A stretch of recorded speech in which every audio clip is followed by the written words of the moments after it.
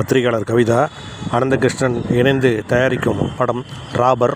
இப்படத்தில் மெட்ரோ சத்யா ஹீரோவாக நடித்திருக்கிறார். இப்படத்தின் ட்ரெய்லர் வெளியிட்டு விட சென்னையில் நடந்தது. இதில் நடிகை அம்பிகா கலந்து கொண்டு பேசும்போது அந்த 7 நாட்கள் படத்தில் பாக்யராஜுடன் நடித்த அனுபவம் குறித்து மறக்க முடியாத விஷயத்தை பகிர்ந்து கொண்டார். அவர் என்ன பேசினார் என்பதை இப்போது காணலாம்.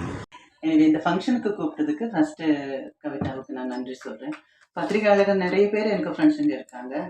நிறைய பேர் எத்தனையோ வருஷமா பார்த்துக்கிட்டு இருக்கிறாங்களெல்லாம் இங்கே பார்க்கும்போது ரொம்ப சந்தோஷமா இருக்கு.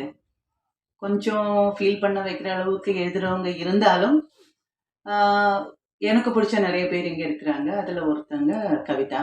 அதுலேயும் பீயிங் லேடி, அவங்க சொல்லும்போது ரொம்ப பெருமையாக இருந்துச்சு. ஃபர்ஸ்ட் ப்ரொடியூசர் அப்படின்னு சொல்லும்போது என்னை பொறுத்த வரைக்கும் இது ஒரு சின்ன படமாக எனக்கு தெரியல. அதாவது பெரிய படத்தில் செலவு பண்ண வேண்டிய காசை கம்மி பண்ணி நம்மளால முடிஞ்ச அளவுக்கு பண்ணி இந்த படத்தை பெருசாக மாற்றுறோம். So it's not a small thing, it's a big thing. ஒரு தியாக சொன்ன மாதிரி இந்த மாதிரி நிறைய படங்கள் அவங்க பண்ணணும். படங்கள் ஹிட் ஆகும். இதில் ட்ரெய்லர் பார்க்கும்போது எனக்கு பிடிச்ச ஒரு டயலாக் அது இருந்ததுன்னா, அன்னைக்கே நான் கவிதா கிட்ட சொன்னேன், இருக்கிறவங்க எல்லாம் கெட்டவங்க தான். அதை முடிச்சுட்டு 2 ரகம், ஒன்று மாட்டிக்கிறவங்க, ஒன்று மாட்டிக்காதவங்க. எனக்கு அந்த டயலாக் ரொம்ப பிடிச்சிருக்கு. அது இல்லாமல் இதில் பண்ணியிருக்கிற ஒவ்வொரு கேரக்டர்ஸும் அதுக்காக அவங்க செலக்ட் பண்ணியிருக்கிற ஃபேஸஸ் பொருத்தமாக இருந்த மாதிரி நான் ஃபீல் பண்ணேன். அதில் நடிச்சிருக்கிற எல்லாருக்கும் என்னோட வாழ்த்துக்கள். இந்த படம் பெரிய வெற்றி ஆகணும். அதுவும் இல்லாமல் வெற்றிகரமான ஒரு வழிக்கு கொண்டு போக வேண்டியது உங்கள் நண்பர்கள் பத்திரிகையாளர்கள் கொண்டு போகணும். அது நம்ம டியூட்டி மாதிரி நம்ம நினச்சிட்டு இந்த ஃபங்க்ஷனுக்கு என்னை கூப்பிட்டதுக்கு மறுபடியும் நன்றி சொல்லிக்கிட்டு 100ஆவது நாள் ஃபங்க்ஷனுக்கு மறுபடியும் பார்ப்போம்.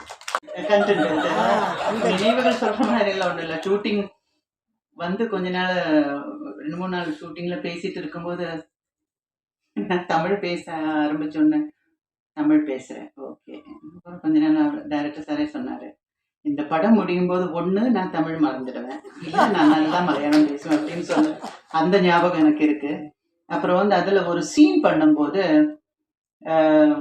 அந்த நைட்டு லேட்டாக வருவார் பாக்யராஜ் சாரும் கோபியும் லேட்டாக வருவாங்க.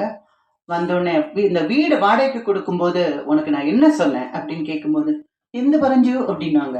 9 மணிக்கு மேலே டோர் திறக்க மாட்டேன்னு சொன்ன ஞாபகம் இருக்கா அப்படின்னாங்க. ஆமாம் அப்படின்னு சொல்லிட்டு ஏதோ சொல்லும்போது, என்ன மூஞ்சி சுழிச்சுக்கிட்டு பதில் வருது அப்படின்னு நான் கேட்பேன். அப்போ சார் அப்புறம் நான் சொல்லுவேன், கொஞ்சம் சிரிச்சுக்கிட்டு சொல்லாமன்னு சொல்லும்போது அவர் ஒரு மாதிரி மூஞ்சி வச்சுக்கிட்டு சிரிச்சுக்கிட்டு சொல்லுவாங்க. அப்போ அந்த டேக்கில் நான் சொன்னேன், இதுக்கு முன்னால் இருந்த மூஞ்சியே பரவாயில்ல அப்படின்ற மாதிரி நான் சொல்லுவேன். எனக்கு சொன்னதுக்கு அப்புறம் தான் சொல்லியிருக்க கூடாதோ அப்படின்னு ஃபீல் நான் சார் நான் அதை சொன்னால் பரவாயில்லையா அப்படின்னு கேட்டேன். சொல்லுமா அப்படின்னாங்க. எனக்கு அது ரொம்ப ப்ரௌடாக ஃபீல் பண்ணேன். ஏன்னா பெரிய டைரக்டர், அந்த டைமில் நான் மலையாளத்துலேருந்து வந்திருக்கேன், புது ஆள். பெரிய டைரக்டர், பெரிய ஒரு இடத்துல இருக்கிறவங்க வேண்டாம் அப்படியெல்லாம் சொல்லக்கூடாது அப்படின்னு வேணும்னா சார் சொல்லியிருக்கலாம். ஆனால் நான் சொன்னது அந்த டயலாக் அந்த சினிமாவில் பெரிய ஒரு எல்லாரும் பேசப்படுற ஒரு சீனா மாறிடுச்சு. அந்த டைம்ல என்ன திட்டாம என்கரேஜ் பண்ணதுக்கு ரொம்ப நன்றி மாதவன். என்ன சார் நினைச்சிருந்தா அதெல்லாம் வேண்டாம், சொல்லி கொடுத்த சொன்னா போதும் அப்படின்னு. பட் ரொம்ப நல்ல நினைவுகள் தான் அந்த நாட்கள். பெரிய ஹிட்டா பண்ணி கொடுத்து கிளைமேக்ஸ் கொஞ்சம் லேட்டா தான் நம்ம ஷூட் பண்ணோம்.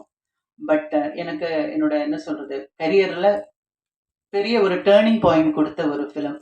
இப்போவும் எங்கேயாவது போகும்போது கூட அந்த நாட்களை பத்தி தான் நிறைய பேசுறாங்களே தவிர, அதாவது வசந்தின்ற பேரு இன்னும் ஆளுங்க மனசுல இருக்கிறது ஒன்லி பிகாஸ் ஆஃப் அவர் கிரேட் டைரக்டர் பாக்யராஜ்.